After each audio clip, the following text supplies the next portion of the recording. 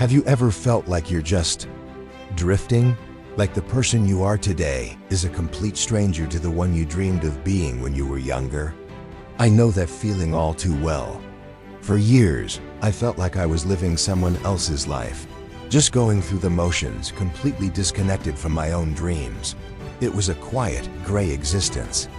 But everything changed one rainy afternoon, thanks to a dusty old desk and a forgotten letter. This is the story of how I found myself again, guided by the wisest person I'd ever forgotten, my younger self. And maybe, just maybe, it'll help you reconnect with yours too. It all started with a classic case of spring cleaning. In autumn, I was clearing out my childhood bedroom at my parents' house, a room that had become a time capsule of teenage angst and starry-eyed ambition. Tucked away in the back of an old wooden desk drawer, beneath a pile of faded concert tickets and dried-up pens, I found it.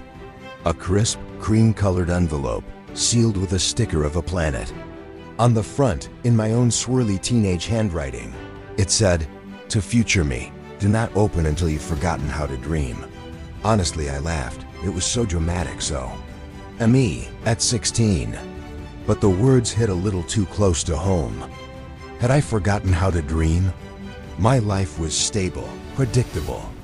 I had a decent job, a nice apartment, a routine that worked. But was I happy? Was I alive? With a strange mix of curiosity and apprehension, I broke the seal. The letter inside was a manifesto, a declaration of intent from a girl who believed anything was possible. "Dear future me," it began, "I hope you haven't become boring. I hope you're not just paying bills and waiting for the weekend. Remember us. We were going to travel the world. We were going to learn to paint, not just doodles, but big, messy canvases that smell like turpentine. We were going to write a book, even if no one ever read it but us." Every line was a gut punch of lost ambition. She wrote about learning Italian so we could order gelato in Rome without fumbling.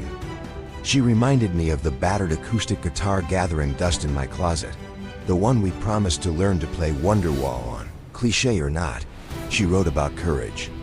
"Don't ever let fear make your world small," she pleaded. "Be brave enough to be a beginner. Be brave enough to look silly. Be brave enough to walk away from things that don't set your soul on fire."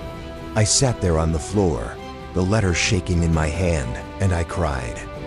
I cried for that fearless girl and for the cautious woman I'd become. I had let fear make my world so small. I'd been so afraid of failing, of not being good enough, that I'd stopped trying altogether. My predictable life wasn't stability.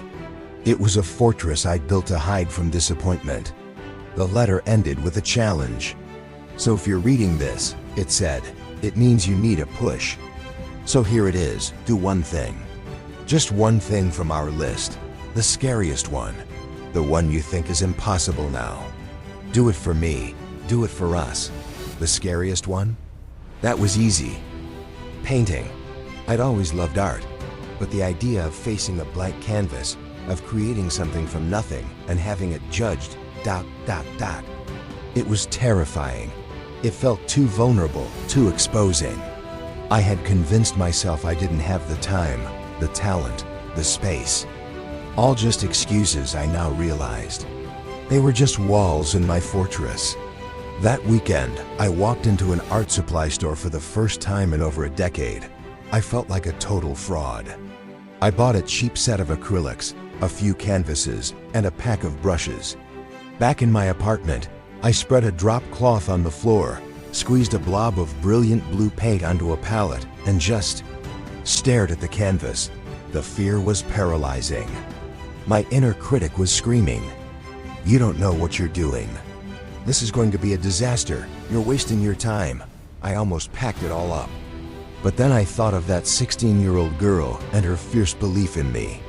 I closed my eyes, took a deep breath, and remembered her final words. "Be brave enough to look silly." So I did.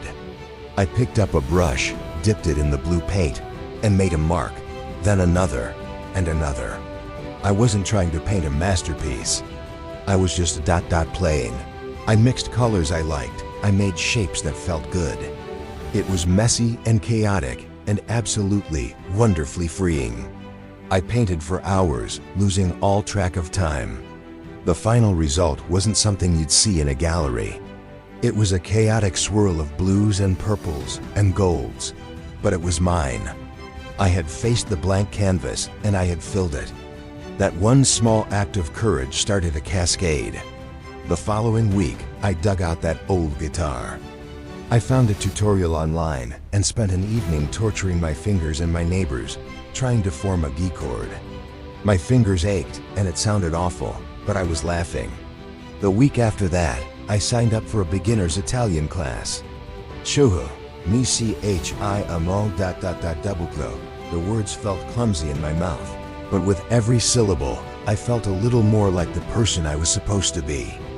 It wasn't a magical, overnight transformation.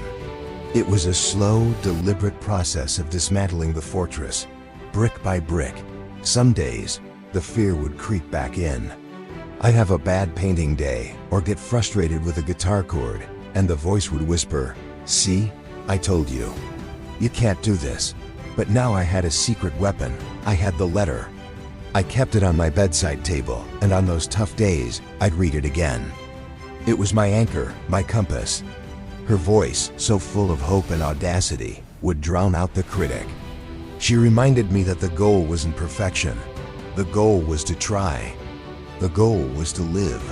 Slowly but surely, my world started to get bigger again. It started to fill with color, with music, with new words and new people. I started to feel that spark again, that feeling that anything is possible. I still have the stable job and the nice apartment. But now, they're not my whole life. They're the foundation upon which I'm building a life that's vibrant and messy and exciting. A life my 16-year-old self would be proud of. So if you're feeling a little lost, a little disconnected from the person you wanted to be, maybe it's time to write a letter to your past self. Or better yet, try to listen for them. What did they love to do? What were their wildest, most ridiculous dreams? You don't have to quit your job and move to another country. Just pick one thing. The scariest one.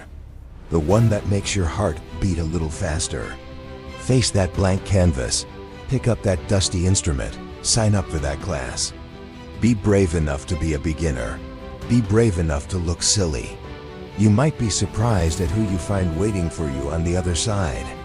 Thank you so much for spending this time with me today. If this story resonated with you, I'd be so grateful if you'd hit that like button and subscribe for more stories about reconnecting with our most authentic selves.